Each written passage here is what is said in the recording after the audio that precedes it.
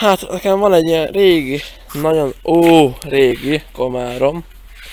Komár 2-es.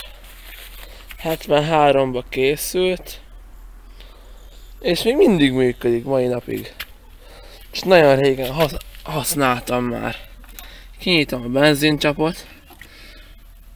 Pumpálok bele. És állítólag most ennek pöcre indulnia kéne. De csak állítólag.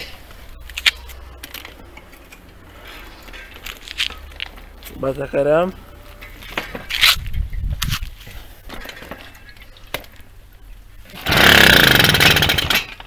Na, már volt egy kis beindulása. De akkor még úszatjuk.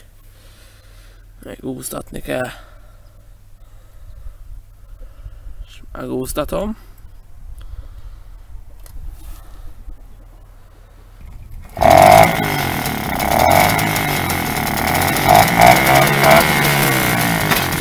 Megyek egy kört vele.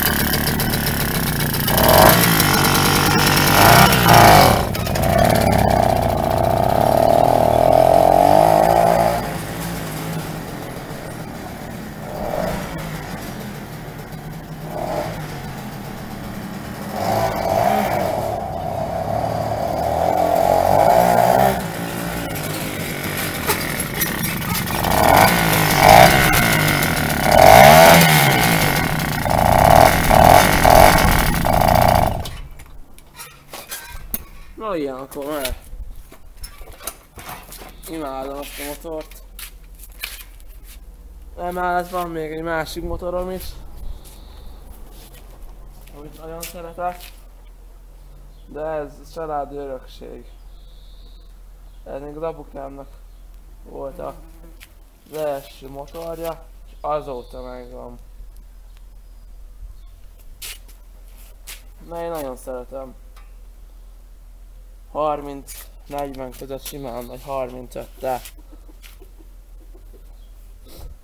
Nagyon jó motor.